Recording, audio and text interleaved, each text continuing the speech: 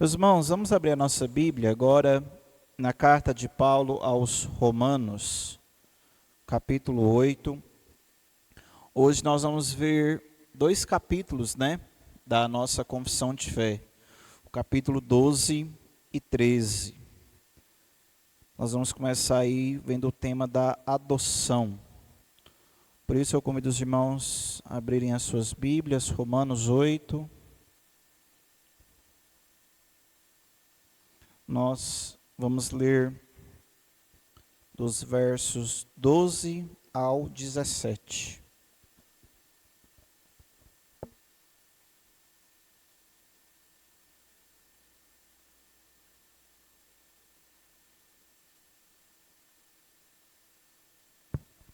Romanos 12, ou 8, do 12 ao 17.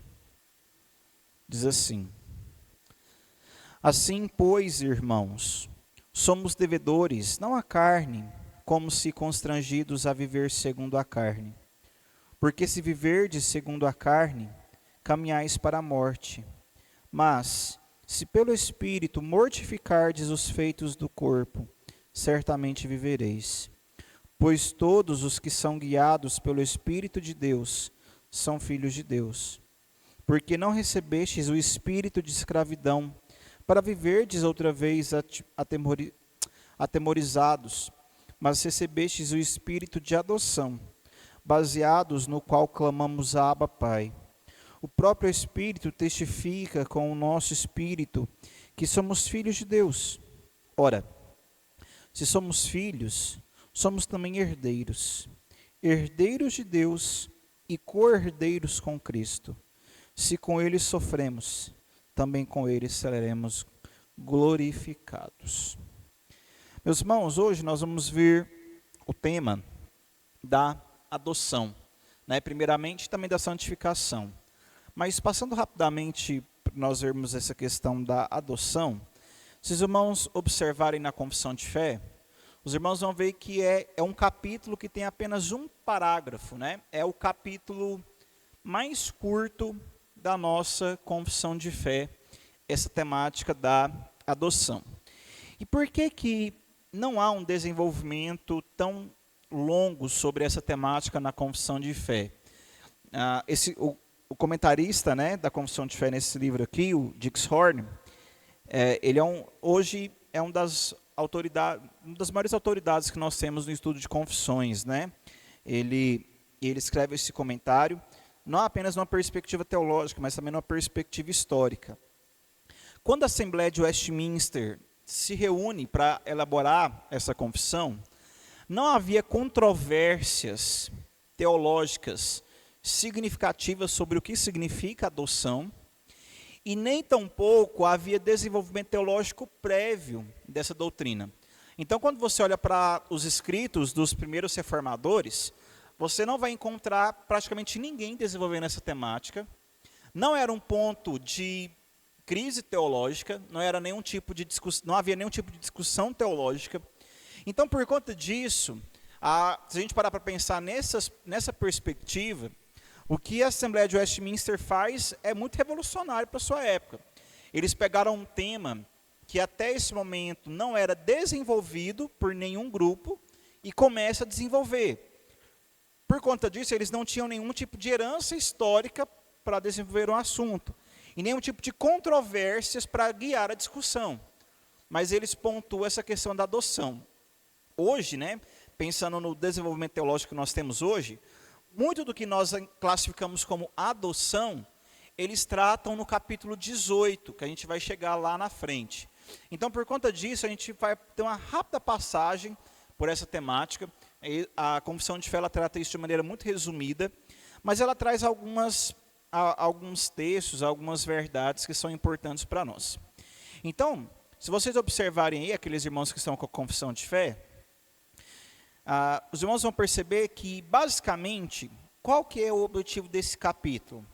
Mostrar quais são os benefícios daqueles que foram alcançados pela obra da salvação realizada por Cristo Jesus, Então, o que nós ganhamos como crentes Filhos de Deus, agora chamados filhos de Deus por meio de Cristo. Quais são os benefícios que nós recebemos? É basicamente isso que esse capítulo vai falar. Olha só o que ele diz. A todos os que são justificados, Deus se digna fazer participantes da graça da adoção e por seu único Filho, Jesus Cristo.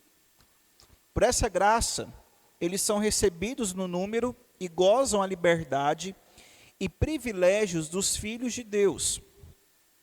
Têm sobre si o nome dele, recebem o espírito de adoção, têm acesso com ousadia ao trono da graça e são habilitados a clamar Abba, Pai. São tratados com piedade, protegidos, providos e corrigidos por ele, como por um pai. Nunca, porém, abandonados, mas selados para o dia da redenção, e recebem as promessas como herdeiros da eterna salvação. Então, se os irmãos observaram a leitura, é basicamente aquilo que eu coloquei. Então, nós justificados, agora participantes da graça, por meio de Cristo, nós recebemos alguns privilégios por sermos feitos filhos de Deus. E quais são esses privilégios? É um pacote, né? Se os irmãos observarem, eu não sei qual é a versão da confissão que vocês têm, mas na minha aqui, a cada afirmação tem um texto bíblico para confirmar, né? Então ele faz um conglomerado aí de coisas que a Bíblia nos traz como benefícios de sermos incluídos na graça de Deus. Então ele cita vários textos bíblicos, mas qual que é a suma disso aqui que nós lemos?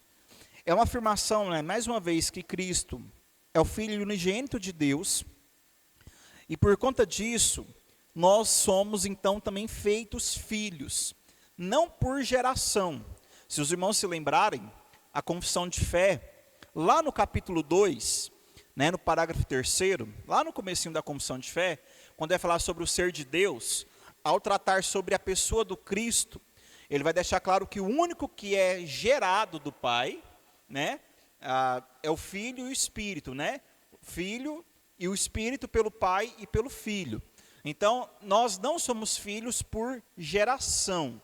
O único que é filho por geração é o Cristo. Então, de mesma natureza, de mesma essência. Isso quer dizer que nós não somos deuses, certo? Apenas, o único que tem essa prerrogativa de Deus é o Filho. Ele é o Filho, também é o próprio Deus. Nós somos feitos filhos em uma outra dimensão. Os eleitos, eles são recebidos na família de Deus por meio do sacrifício de Cristo. Então, nós somos feitos filhos por adoção, que é basicamente essa lógica, né, que nós lemos aqui no texto de Romanos e em tantos outros textos do Novo Testamento. Essa doutrina do Novo Testamento ela é muito bem desenvolvida, né? Em vários textos nós temos esse conceito. Então, o primeiro ponto que nós temos que entender é: não são todos os seres humanos que são chamados filhos de Deus. Todo ser humano é criação de Deus. Isso é um fato. Todo ser humano é criação de Deus. Mas apenas os que são filhos, apenas os eleitos são filhos de Deus. Então, esse aqui vem o primeiro ponto que entra em contraste com o nosso senso comum, né?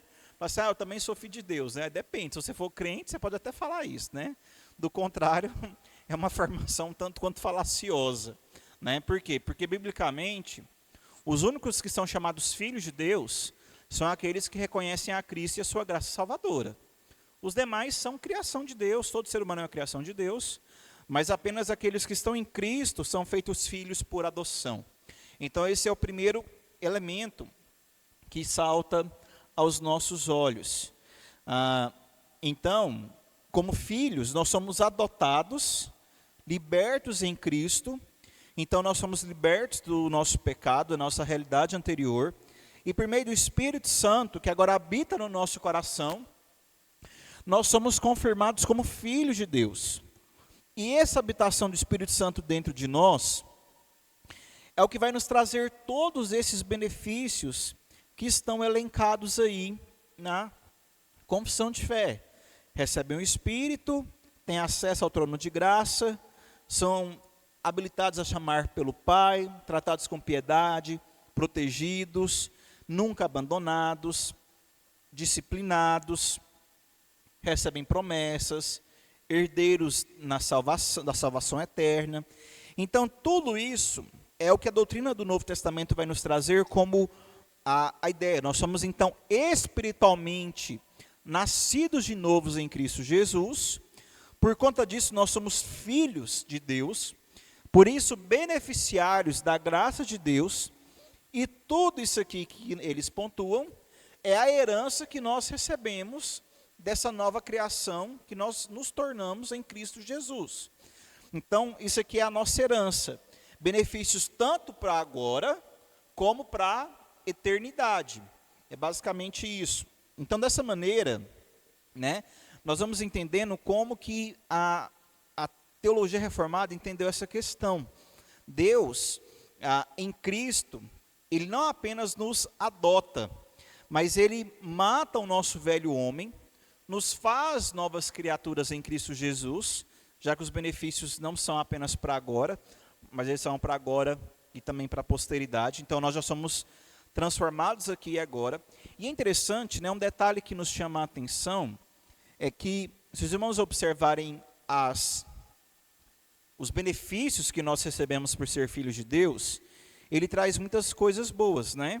Clamamos pelo Pai, recebemos piedade, somos tratados, né, com piedade, somos protegidos, providos. Mas é interessante que ele também diz, né, citando o texto de Hebreus, que nós somos corrigidos, né? Vamos abrir nossa Bíblia lá nesse texto que ele cita, Hebreus 12, o versículo 6.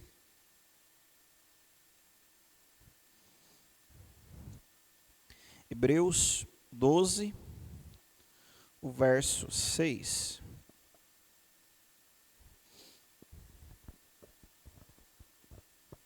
Diz assim, olha: o Senhor corrige a quem ama e açoita a todo filho a quem recebe. E esse é o texto básico que eles citam para justificar essa compreensão. Então é interessante como que, muitas vezes, isso aqui vai em confronto direto com a percepção dos nossos dias. Isso aqui é uma aplicação que vem muito de encontro à realidade que nós nos encontramos hoje. Por vezes, as pessoas têm a ideia de que, não, eu sou filho de Deus, então eu sou, né? Eu não sou dono do mundo, mas eu sou filho do dono do mundo, né? E assim, tudo bem, você pode falar isso, né? A gente acabou de ler aqui que a gente é adotado como filho de Deus. Só que você tem que entender uma coisa. Diferente do que essa frase muitas vezes conota, ser chamado filho de Deus não traz apenas aspectos de que Deus vai me abençoar, Deus vai me fazer prosperar, Deus vai me tornar grande, enfim. E Deus pode fazer tudo isso, pode te curar, pode fazer prosperar, pode fazer muitas coisas boas. Ao mesmo tempo que o texto deixa muito claro, a disciplina de Deus começa por aqueles a quem Ele ama. Esse texto deixa isso muito claro. O Senhor corrige a quem Ele ama, açoita a quem Ele recebe. Então a disciplina de Deus, ela vai começar sobretudo pelos seus filhos. Então ser chamados filhos de Deus tem todas essas coisas boas? É claro que tem. Mas também tem essa questão. Quando nós falharmos, não precisa ter dúvida. Deus, ele vai vir ao nosso encontro também com correção, como um pai, certo? Essa que é a lógica aqui desse texto. Por amar, ele corrige, ele disciplina, ele trata com severidade, para que haja mudança, para que haja arrependimento, para que haja nova vida. Então, basicamente, é isso que a confissão de fé trata sobre a adoção. Os irmãos têm alguma dúvida em relação a esse primeiro ponto?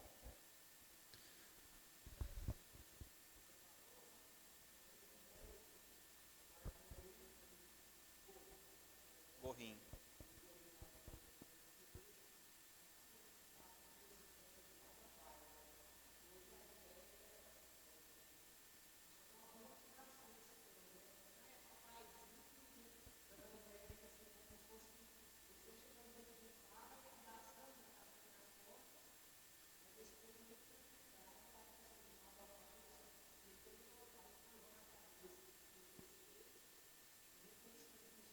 Figura de autoridade, né? Sim. É, porque o nosso conceito, né? É que acaba que, por conta da crise familiar que nós vivemos, o conceito do que é pai e mãe é deturpado. Consequentemente, o nosso conceito de Deus como pai também é deturpado, né? Se nós temos uma visão errada de pai nas nossas famílias, nós vamos ter uma leitura de pai errada teologicamente também, né? Por isso que a gente tem que ajustar a nossa visão, a visão bíblica. Então, Deus como pai é uma afirmação correta? Claro que é. Mas não é pai nos termos que muitas vezes os nossos dias entendem, né? Tem todos os benefícios, mas também tem a severidade e a seriedade daquele que disciplina, daquele que orienta, daquele que governa, né? Isso tem que ficar claro também. Então vamos lá. Continuando, ele fala sobre a temática da santificação, que também não é muito longa. Se os irmãos observarem aí, o capítulo sobre santificação é um pouquinho maior, mas não tão maior do que a temática da adoção. Então, diz assim o primeiro parágrafo, né, o capítulo 13, o parágrafo 1. Os que são eficazmente chamados e regenerados têm criado neles um novo coração e um novo espírito. São, além disso, santificados real e pessoalmente, pela virtude da morte e ressurreição de Cristo, por sua palavra e por seu Espírito que neles habita. O domínio de todo o corpo do pecado é destruído. As suas várias concupiscências são mais e mais enfraquecidas e mortificadas. E eles são mais e mais vivificados e fortalecidos em todas as graças salvadoras, para a prática da verdadeira santidade, sem a qual ninguém verá o Senhor. Quer ver? Vamos abrir a nossa Bíblia em Romanos 6, onde eles basearam, né, essas afirmações, um dos textos que eles usaram para sustentar essa afirmação. Romanos 6, o versículo 14, ele diz o seguinte: porque o pecado não terá domínio sobre vós, pois não estáis debaixo da lei, e sim da graça. Meus irmãos, nós temos que começar nesse ponto a entender algumas verdades. O primeiro aspecto que deve nos chamar a atenção aqui é que quando a gente fala de santificação, nós já temos todo um progresso até aqui. Então se lembra que a gente já falou sobre muitas coisas antes de chegar nessa doutrina, né? A gente já viu sobre a pessoa do Cristo, redenção, nós já vimos então a justificação, a adoção. Então os irmãos têm que entender que santificação, nos termos que eles colocam aqui, só é uma obra possível apenas para todos aqueles que já experimentam o benefício e a realidade da salvação em Cristo Jesus. Então, quando eu falo de santificação, eu estou pensando em pessoas que já são crentes, que já estão em Cristo, já são feitos filhos. Então, santificação, em semelhança ao que a gente viu um pouco, né, na semana passada, e a gente vai ver um pouco mais sobre isso lá para frente, tem um capítulo só sobre boas obras. Santificação não é sobre ser uma pessoa boa, ok? Apesar de a gente entender que tem na santificação nos torna mais parecidos com Cristo, e nesse sentido nós tendemos a nos tornar pessoas melhores, mas não é simplesmente ser uma pessoa boa, é ser uma pessoa moldada à imagem de Cristo. Então a gente tem que entender, pode parecer bobeira, mas isso aí faz uma grande diferença, né? Porque se eu sou uma pessoa boa é mérito meu, se eu sou santificado é a ação do Espírito me santificando e me moldando. Então essa que é a grande distinção. Então a gente está falando de santificação, a obra do Espírito nos moldando e nos tornando mais parecidos com Cristo, né? Tanto que ele diz aqui na confissão, né? Aqueles então que são chamados, regenerados, creem em Deus, recebem novo coração, e em Cristo, por sua palavra e Espírito, nós somos então transformados. A afirmação básica dele, nesse parágrafo, é essa: a santificação só é uma possibilidade para aqueles que já estão em Cristo, já receberam todos esses benefícios, para aqueles que são então instruídos pela palavra, que são a habitação do Espírito Santo, esses podem experimentar os benefícios da santificação. Então a santificação é o processo que nós estamos, agora, pelo menos é o que nós queremos crer que nós estamos, Se você já é um salvo, você é um eleito de Deus, você então tem essa firmeza na caminhada do Evangelho, você se encontra nesse momento da história da redenção, caminhando em santificação. É a caminhada que você vai viver até o dia, ou que Cristo voltar, ou que nós somos ligados a Ele na morte, Então, enquanto nós estamos aqui nessa caminhada, a nossa realidade aqui é de caminhar em santificação. Então, alguém que nunca passou pela experiência transformadora da salvação, não consegue experimentar os benefícios da santificação. Esse é o primeiro ponto. Outra questão que eles levantam aqui é que a nossa santificação tem como base, então, única e exclusivamente a morte e ressurreição de Cristo, que, como ele diz, em conjunto com a palavra e o Espírito, age, não apenas nos purificando, mas mortificando o poder do pecado sobre nós, refreando os nossos impulsos, mudando os nossos desejos e nos moldando à vontade de Deus. Então, santificação é algo que só é possível a partir da ação da palavra e do Espírito de Deus em nós. E o resultado visível dessa ação é uma santidade de vida que opera em nosso coração e nos torna, então, mais semelhantes a Cristo Jesus. Então Deus, ele não, e às vezes essa aqui é uma confusão que a gente faz, Não, o que é santificação? Deus ensina na Bíblia como eu ser santo. Então a nossa tendência é olhar para a Bíblia então assim, como um livro então de regras. Eu vou seguir essas regras que Deus está me dando e assim eu me tornarei santo. Meus irmãos, Deus, Ele não simplesmente nos ensina a ser santos.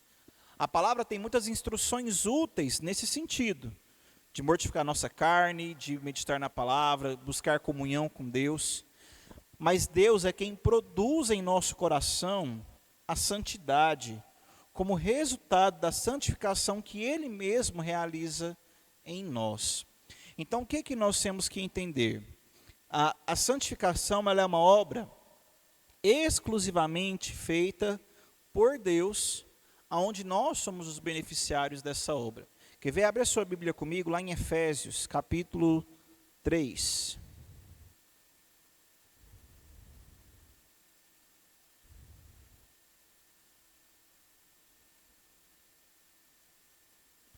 Efésios 3, do versículo 14 ao 19. Efésios 3, 14 ao 19 diz assim: Por essa causa, me ponho de joelhos diante do Pai, de quem toma o nome toda a família, tanto no céu como sobre a terra, para que, segundo a riqueza da sua glória, vos conceda que sejais fortalecidos com poder, mediante o seu Espírito no homem interior, e assim habite Cristo no vosso coração pela fé, estando vós arraigados e alicerçados em amor, a fim de poderdes compreender com todos os santos qual é a largura e o comprimento e a altura e a profundidade, e conhecer o amor de Cristo, que excede todo entendimento, para que sejais tomados de toda a plenitude de Deus. Nessa sua oração, Paulo aqui, ele deixa muito claro que ele ora então, para que o Espírito tome o homem interior, os transforme, que o Espírito então esteja neles arraigado, alicerçado, para que eles compreendam toda essa obra.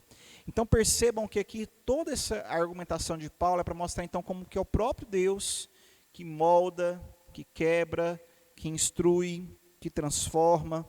E nesse sentido, a ideia de santificação é uma morte da nossa carne. Então quem nós somos por natureza morre e recebemos uma nova vida, somos vivificados pelo Espírito. Então a lógica aqui é basicamente essa. Então nesse sentido, a obra da santificação é a ação de Deus por meio da sua palavra, nos ensinando, nos instruindo, e do seu Espírito nos convencendo e nos moldando, a fim de que nós cresçamos à semelhança de quem Cristo é. E talvez você fale assim, pastor, mas santificação não tem a ver com aquilo que eu faço. Santificação não é eu orar mais. Santificação não é eu ler a Bíblia mais. Santificação não é eu abandonar os meus pecados. Santificação não é eu abandonar essas minhas práticas erradas. Olha, tudo isso aponta para uma caminhada de santificação. Não estou falando que essas coisas não são necessárias. Leitura da palavra, meditação na palavra, oração, abandonar o seu pecado, o seu velho homem, né? Vamos colocar assim, que é um termo bem genérico, então engloba muitas coisas. Tudo isso é um resultado prático da santificação.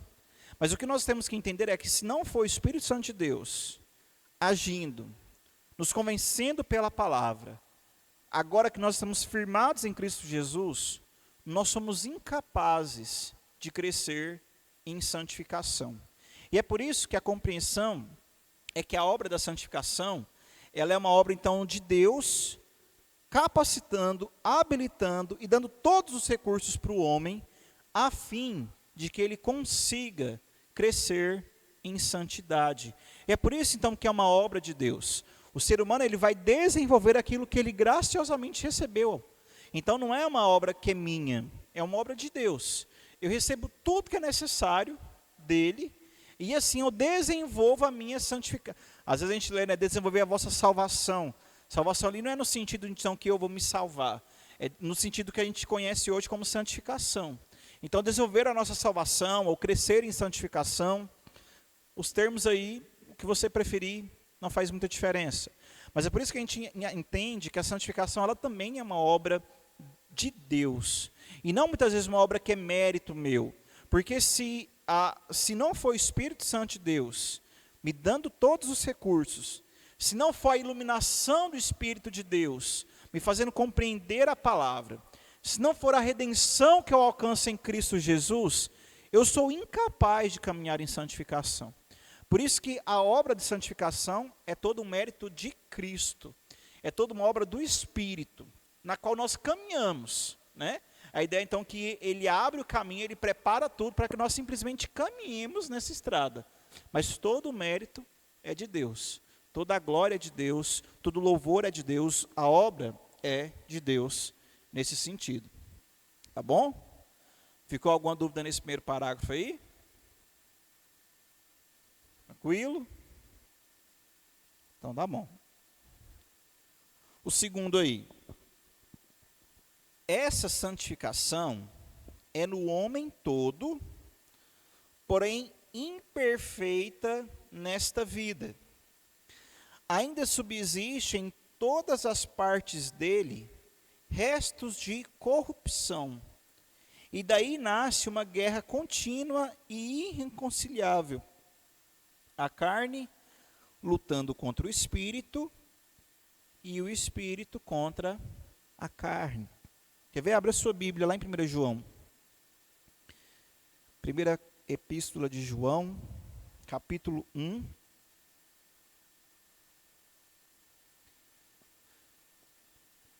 Primeira João 1, do 8 ao 10, vai dizer assim. 1 João 1, do 8 ao 10. Se dissermos que não temos pecado nenhum, a nós mesmos nos enganamos, e a verdade não está em nós. Se confessarmos os nossos pecados, Ele é fiel e justo para nos perdoar os pecados e nos purificar de toda injustiça. Se dissermos que não temos cometido pecado, fazemo-lo mentiroso e a sua palavra não está em nós. Qual que é o argumento aqui de João? Você tem duas opções. Ou você fala que você não mente, e por isso você está mentindo, e você é um mentiroso, ou você reconhece que é um mentiroso, e por isso é reconciliado com Deus e alcança paz com Cristo. Ele entende que há apenas essas duas possibilidades. No simples fato de você falar que você não é um pecador, você já está pecando, e por isso é desprezível. Ou você reconhece o seu estado, confessa esse seu estado, e em Cristo, então, você é beneficiado pela redenção. E é exatamente isso que esse parágrafo 2º quer nos ensinar.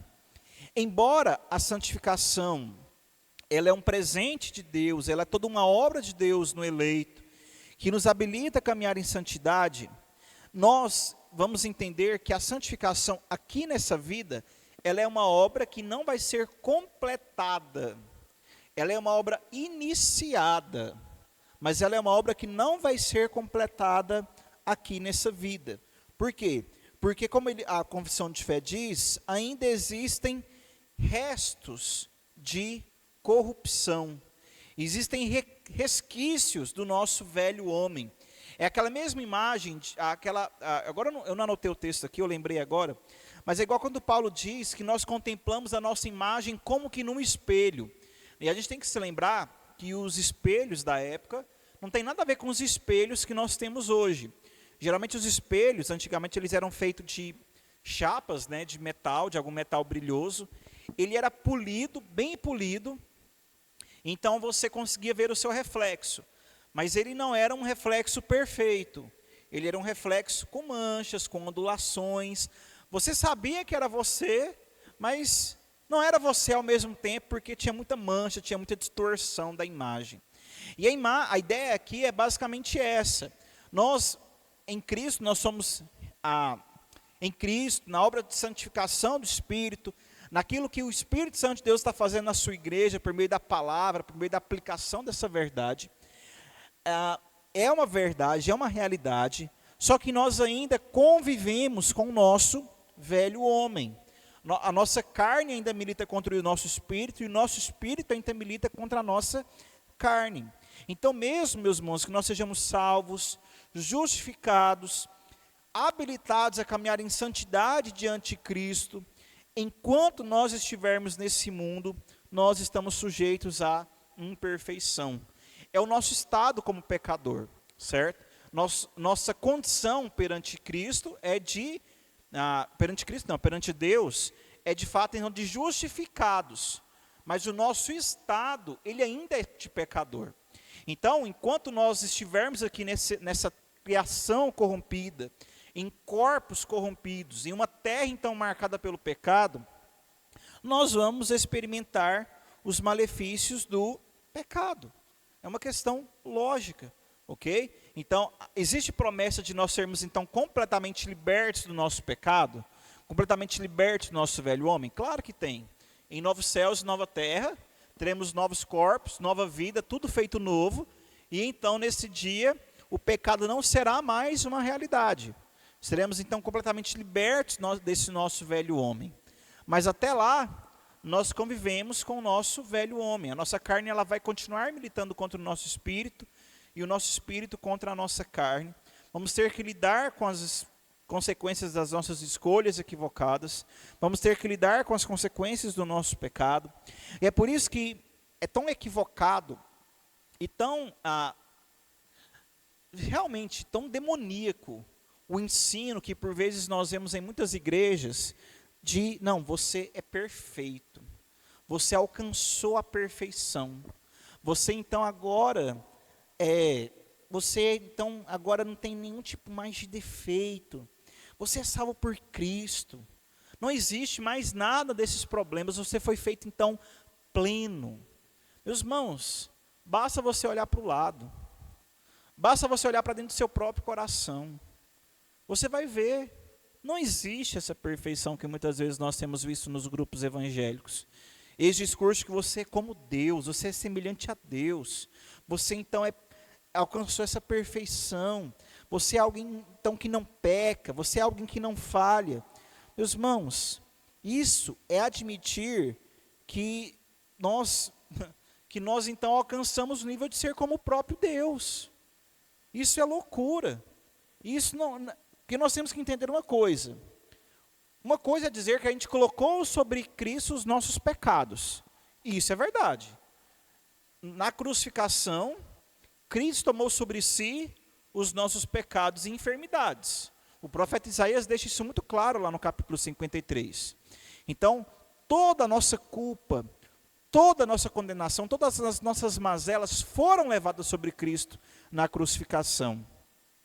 Outra coisa bem diferente é dizer que nós não temos mais pecados, certo? Ele tomou sobre si esse fardo que pesava, mas nós ainda lidamos com com as consequências das nossas escolhas equivocadas, do nosso velho homem, de quem nós somos por conta da nossa queda. Então, meus irmãos, nós temos que entender esse elemento, essa pregação de perfeccionismo, de que nós somos então muito bons, ela é equivocada. Ao mesmo tempo que nós temos que entender que existe também o outro lado da moeda, né? Que é um conformismo. Olha, eu não vou conseguir vencer o pecado mesmo, Cristo já morreu por mim, eu já sou salvo de qualquer jeito, né? Eu sou eleito de Deus, então já estou liberto da culpa do pecado, então eu vou viver do jeito que eu achar mais conveniente, eu não consigo parar de pecar. Então, vamos viver do jeito que a gente acha melhor, né? Já que eu sou salvo em Cristo, sou eleito de Deus, vivamos do jeito que nos parece melhor. Isso é o outro extremo da moeda, né? É o outro extremo. E nesse sentido, abra sua Bíblia lá em Efésios, mais uma vez, ou Efésios não, Filipenses.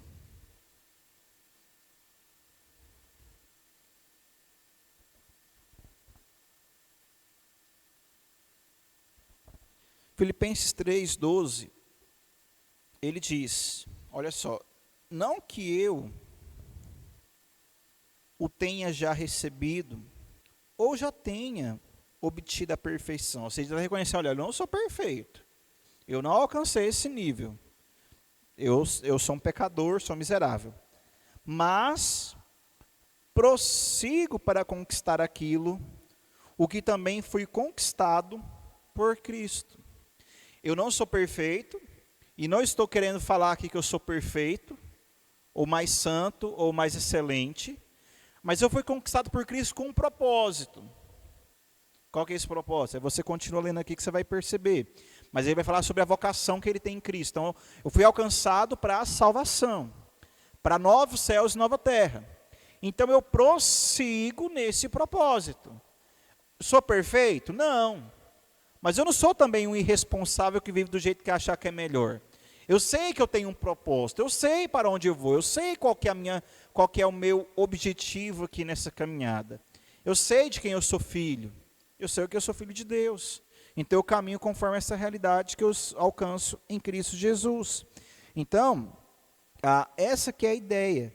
Então nós olhamos para essas realidades, vamos sim travar uma luta em nosso coração, o nosso velho homem, os nossos hábitos pecaminosos, vão sim militar contra o nosso espírito, que agora então é guiado pelo Espírito Santo. Essa luta interna, ela sempre vai existir, do nosso velho homem, da nossa nova criatura em Cristo Jesus. Isso sempre vai acontecer, mas caminhar em santificação é aprender justamente isso. Nós vamos errar, nós vamos falhar, nós vamos sim ter resquícios do nosso velho homem, por vezes, militando contra o Espírito de Deus, mas nós prosseguimos, apesar de todas essas dificuldades, apesar de todos esses empecilhos, nós prosseguimos em direção àquilo para o qual nós somos conquistados, que como Paulo coloca, né? Então é nessa direção que nós caminhamos. Aqui alguma pergunta nesse ponto?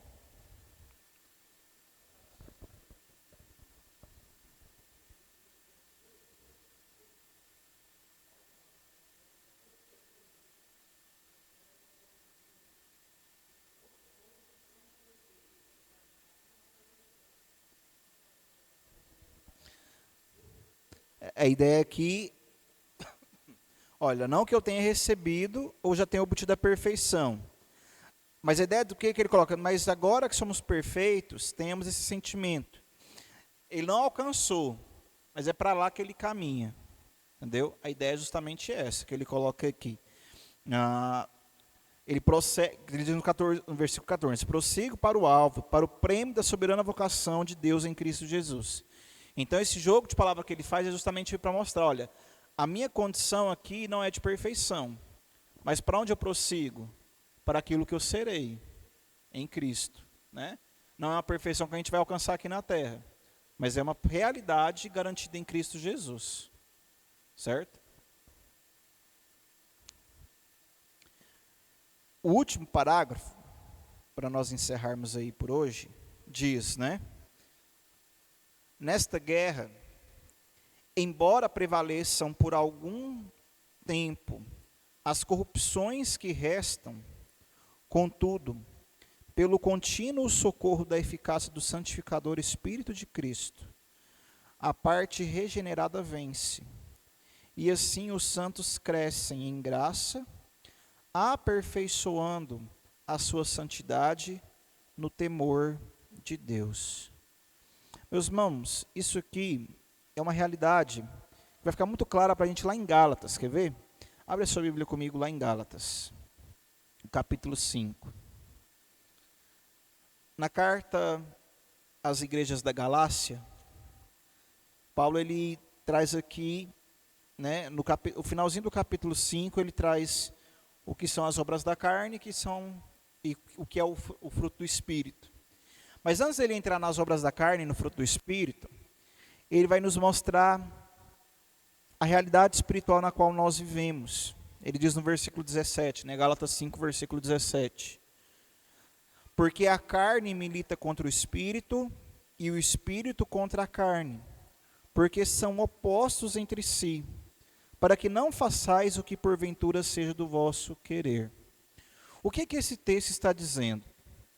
Não pode haver harmonia entre aquele que está em Cristo e a nossa carne.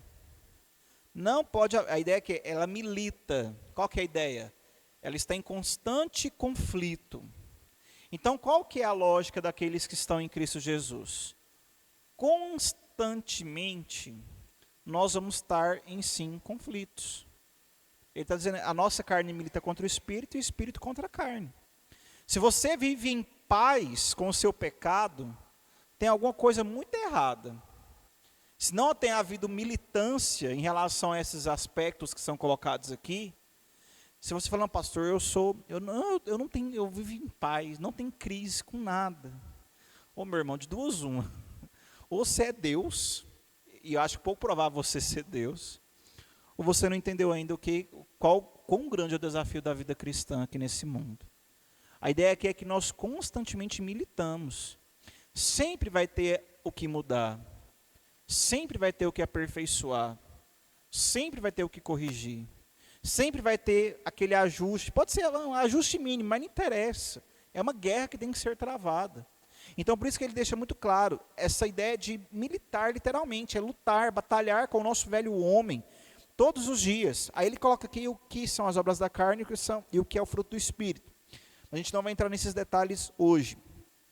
Mas aqui nos ensina um pouco sobre a batalha que nós devemos travar nesse aspecto espiritual.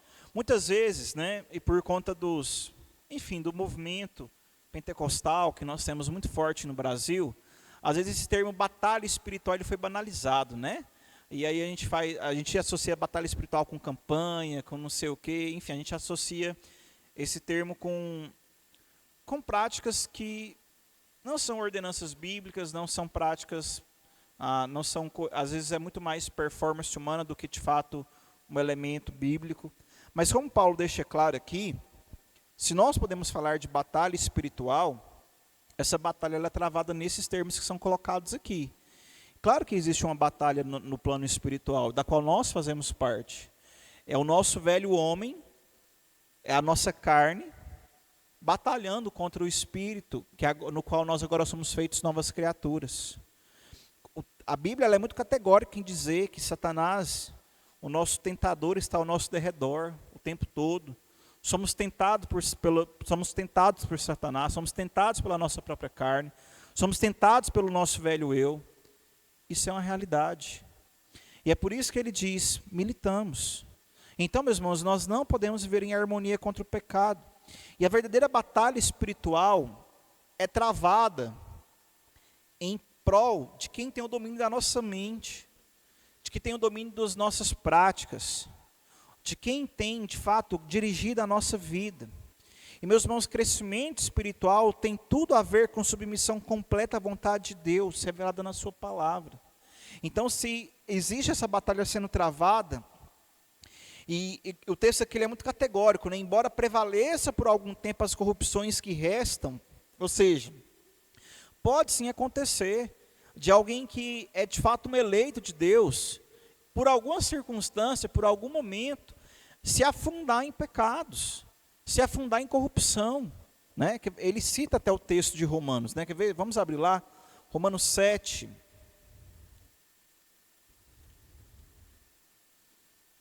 Romanos 7, o versículo...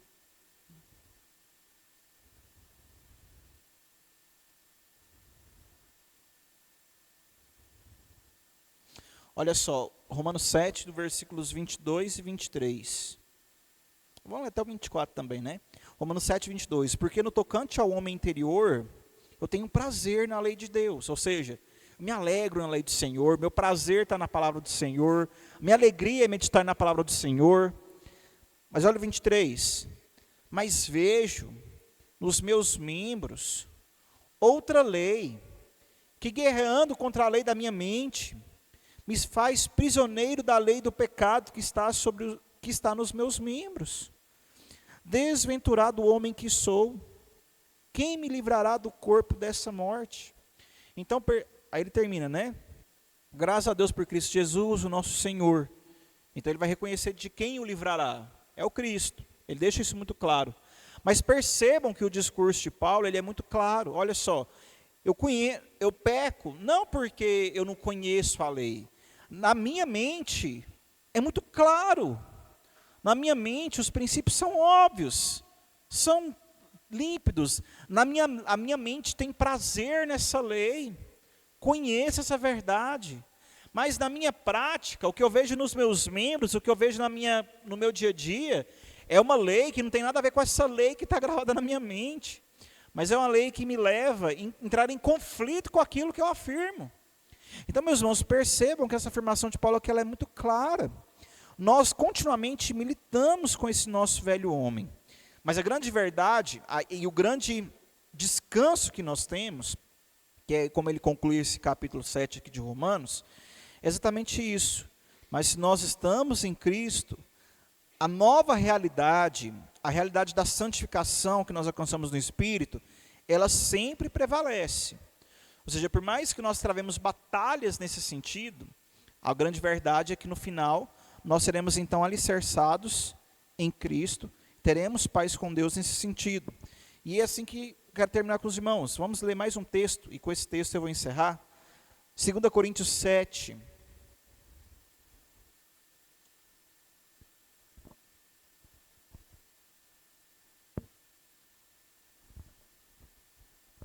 Primeira Coríntios 7, o versículo 1.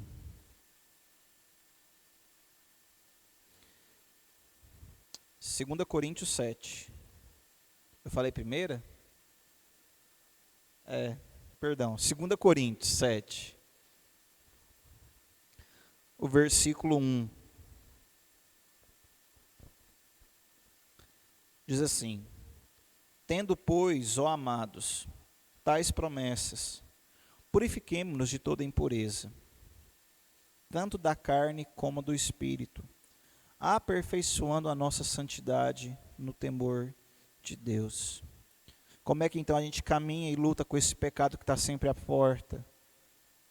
Olhem para essas promessas. Quais promessas? Se os irmãos voltarem aí, ele vai falar sobre as promessas do amor de Deus, que estamos ligados a Cristo, as promessas do Evangelho. Então, olhem para essas verdades. Em hipótese alguma, se afastem dessa verdade. sejam fortalecidos nesse caminho de graça, cresçam espiritualmente, prossigam em direção, em rumo ao propósito de Deus para as nossas vidas. E assim nós seremos então fortalecidos, caminharemos em santidade, em santificação, e seremos então habilitados a lidar com todas essas nossas, com todo o nosso pecado, com toda a nossa realidade de rebeldia. Seremos então chamados filhos de Deus, né? Apesar de ainda travarmos lutas contra o nosso pecado, a certeza e a promessa que nós recebemos é que nessa batalha nós não estamos lutando sozinhos. O Espírito Santo de Deus está lutando ao nosso lado. E nesse sentido nós recebemos essa garantia de que podemos sim até sofrer alguns golpes desse velho homem que habita em nós. Mas no final, o que prevalecerá é a nossa nova vida em Cristo Jesus. E por isso caminhamos firmados e alicerçados nessa verdade. Tem alguma pergunta aqui? Não? Então vamos orar para finalizar esse momento. Senhor Deus, nós te louvamos, Pai amado, porque o Senhor, em sua infinita bondade, nos fez filhos. Em Cristo, Pai amado, nós somos chamados à reconciliação. Somos chamados filhos de Deus, cordeiros com Cristo. Beneficiários, Pai amado, de todas essas bênçãos espirituais prometidas a nós na Tua palavra, Pai. Obrigado por tamanha graça e tamanho privilégio, Pai. Nós não merecemos, mas o Senhor veio, Pai amado, ao nosso encontro com todos esses grandes benefícios. Te louvamos, Pai amado. E clamamos, Pai, para que o Senhor esteja nos fortalecendo, nos ensinando como igreja do Senhor, a como caminhar, Pai amado, nessa direção, a aprender a caminhar em dependência do Senhor, aprender a caminhar, Pai amado, em conformidade com a Tua santa lei. Nos habilite, Pai amado, apesar das lutas, das dificuldades que nós podemos travar aqui nessa vida, nos habilite a viver conforme o Seu querer, conforme o Seu santo evangelho, que possamos buscar a glória do Teu santo nome em todo o tempo, que possamos crescer em santidade. Sabemos, Pai amado, que o nosso espírito milita contra a nossa carne, o nosso velho homem vem à tona, e mesmo que conheçamos a Tua palavra, mesmo que entendamos todas essas verdades, por vezes teremos que lidar sim com o nosso pecado, teremos que lidar sim com essa realidade corrompida. E por isso, Pai amado, precisamos do Senhor, precisamos da Tua redenção, precisamos da Tua salvação. Clamamos, Pai amado, para que o Senhor esteja nos fortalecendo na nossa caminhada, nos ensinando a como glorificar o nome de Cristo em todo o tempo, como resistir ao nosso pecado, como resistir ao nosso velho homem, e como crescer nessas disciplinas espirituais, como crescer, Pai amado, em direção a glorificar e bendizer o Teu santo e precioso nome. É a nossa oração em nome de Cristo Jesus. Amém, meu Pai. Amém, meus irmãos. Estamos aí, então encerrados.